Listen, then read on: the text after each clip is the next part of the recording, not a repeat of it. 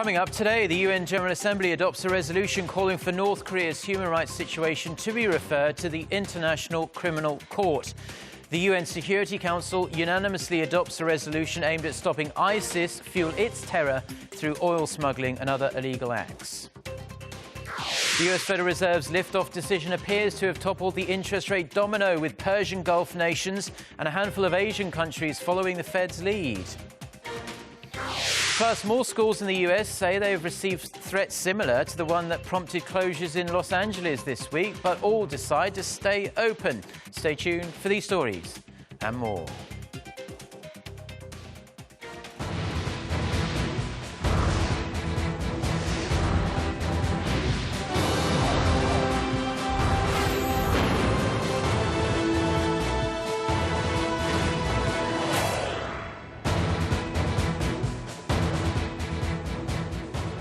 Hello, it's Friday, the 18th of December. You're tuned in to our noon newscast coming to you from Arirang TV here in Seoul. It's very good to have you with us.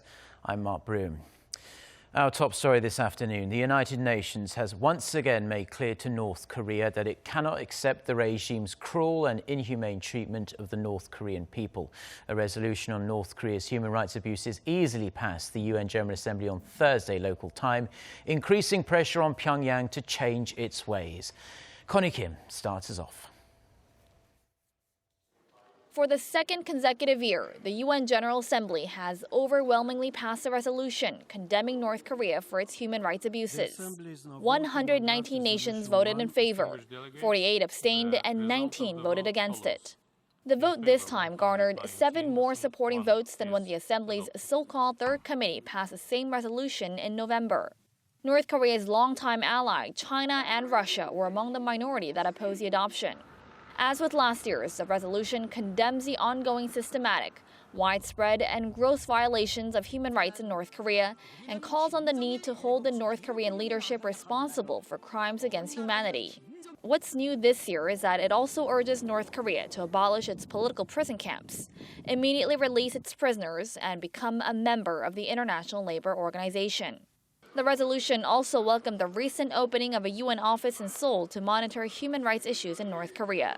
Pyongyang's representative at the UN slammed the resolution, calling it a political plot and a conspiracy against the regime.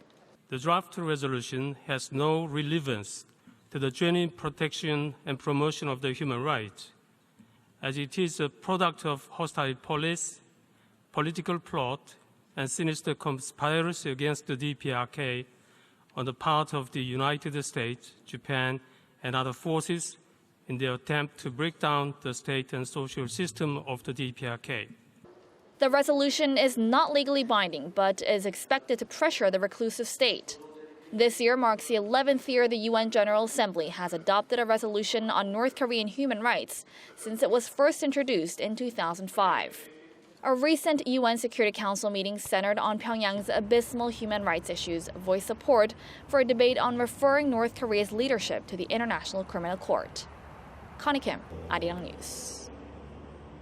Now, civil exchanges between the two Koreas have increased significantly this year, a fact that is well illustrated by the number of South Korean visitors to the north, which tallied its highest total in 5 years. Close to 1,800 South Koreans travelled to North Korea from January to November this year, a more than threefold increase from the same period in 2014.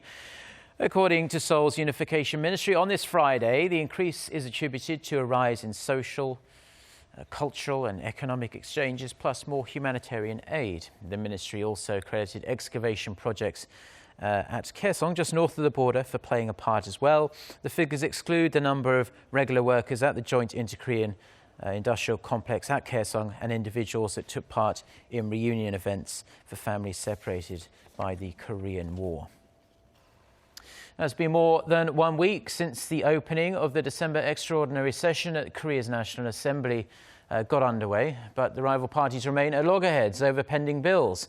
National Assembly Speaker Jung Hee-hwa hinted that he would use his authority to table a new electoral bill by the end of this month, should a bipartisan agreement fail to be reached.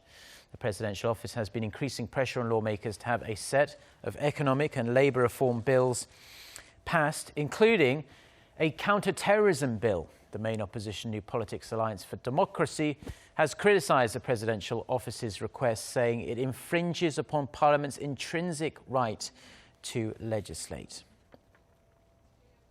And staying at the National Assembly, a funeral ceremony for former National Assembly Speaker Lee Man-sup was held at the Assembly this morning. The former 8-term lawmaker, who passed away this week at the age of 83, served as the National Assembly Speaker on 2 separate occasions, first in the early 1990s and again a decade or so later.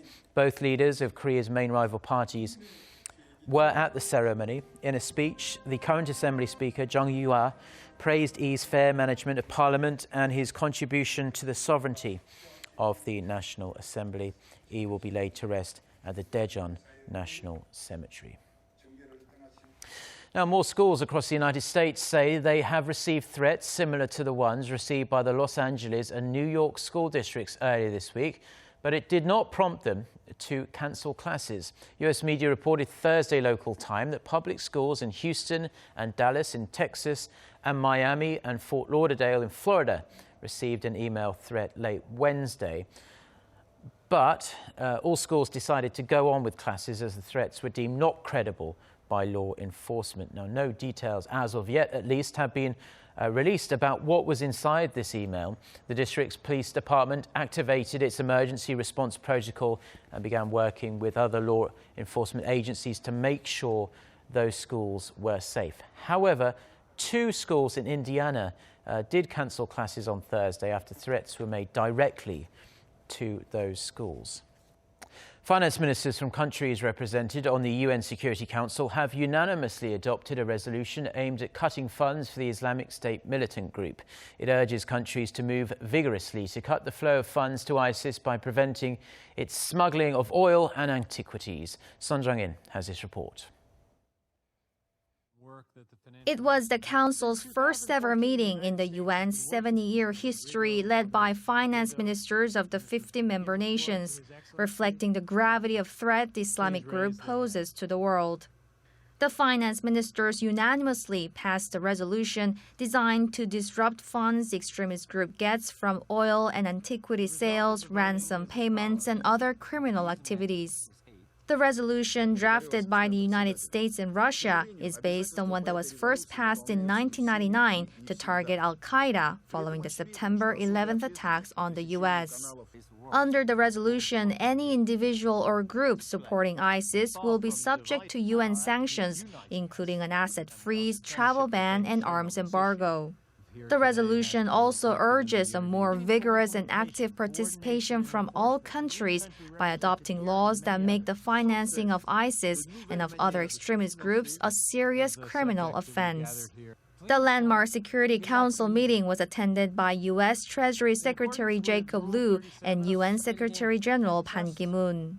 Just as terrorist groups are innovating and diversifying, the international community must stay ahead of the curve to combat money laundering and the financing of terrorism.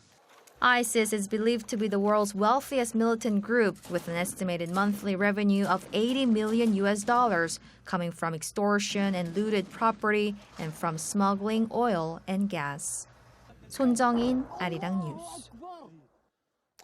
Now, following the U.S. Federal Reserve's first increase in short-term interest rates in nearly a decade, central banks around the world showed some mixed reactions, but oil-producing states in the Persian Gulf didn't waste any time following the Fed's lead. Shin Se-min has this report.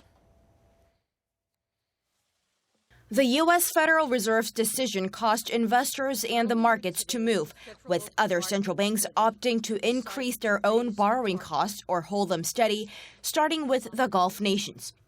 The region's top oil producer, Saudi Arabia, took action, with its central bank increasing the key reserve repurchase rate by a quarter point, 2.5%, matching the move by the Fed.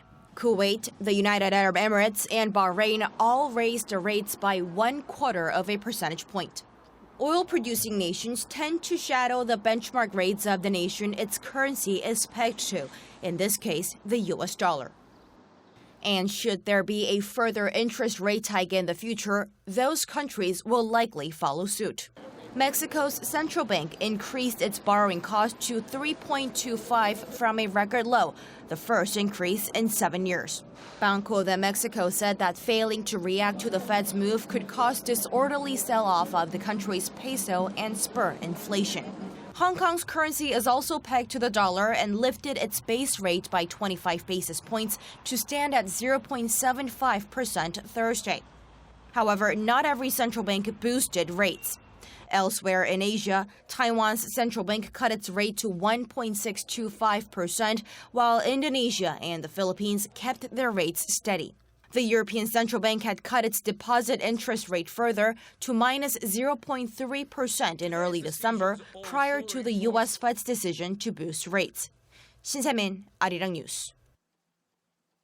Now, it's a question everyone is asking. How low is it going to go? Well, oil prices took another tumble on Thursday, with the price of Brent crude falling to an 11-year low.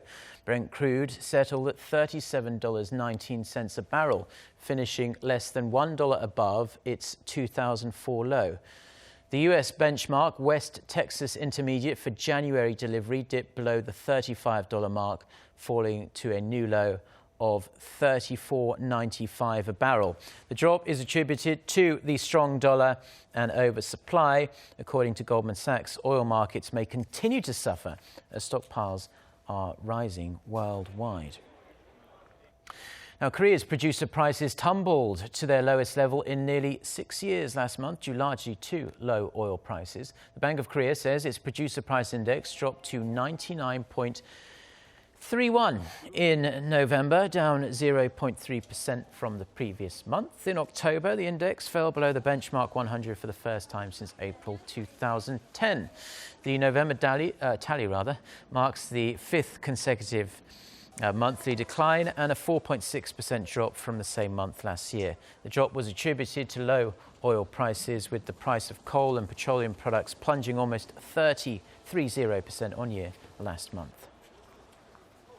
The city of Seoul has opened its first ever medical tourism website to help the growing number of foreigners coming to the Korean capital for medical services. City officials say the site will offer information on the city's top 50 hospitals for cosmetic surgery, medical screening, and the rest in English, Chinese, Japanese and Russian. Now, visitors to the website will be able to have online chats with experts to talk over the various services, fees or any concerns they might have.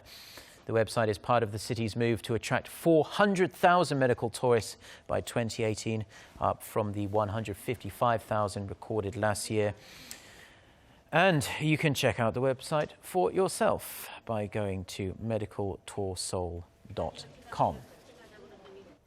The winter holiday season is really upon us now, with temperatures plunging well below zero. And here in Seoul, people are once again able to enjoy ice skating right in the heart of the capital. The Seoul Metropolitan Government opened its annual outdoor skating rink on Thursday for the 12th year running. It's located at Seoul Plaza, which is smack bang in the middle of the South Korean capital.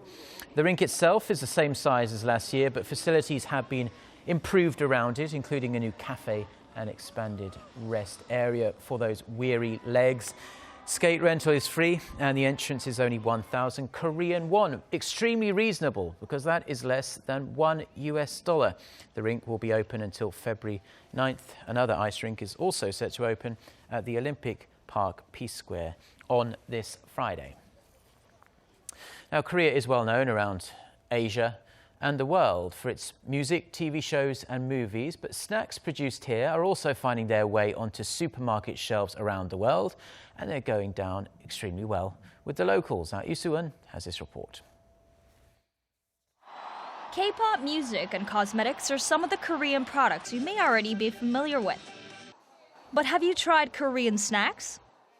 Consumers around the world gobbled up nearly $170 million worth of these potato chips. That's a record high for a Korean snack food. The manufacturer, Orion Confectionery, is the leading exporter in the industry, with overseas sales of almost $1 billion during the first 3 quarters of this year. Most of it sold in the biggest market, China.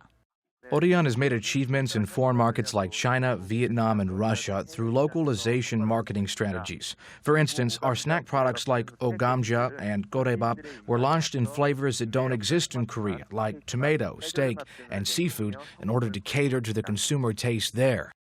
Even the runner-up Lotte Confectionery had sales of more than $760 million last year, a threefold jump from 2010. Exports took up 30% of the manufacturer's total revenue, up 16 percentage points from 5 years ago. Recording over $1.4 billion of revenue during the first 3 quarters of 2015, Korea's snack food industry has risen as the Korean wave's next big trend. Lee Soo-in, Arirang News.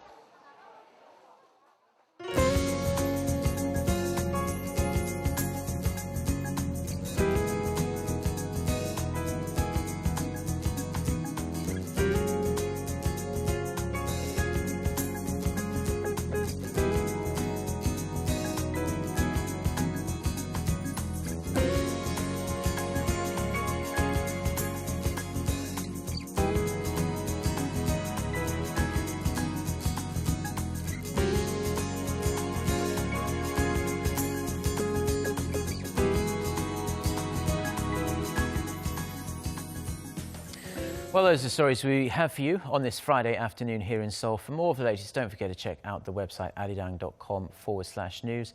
At the end of the working week is almost upon us, so if we don't see you again, have a wonderful weekend. Goodbye.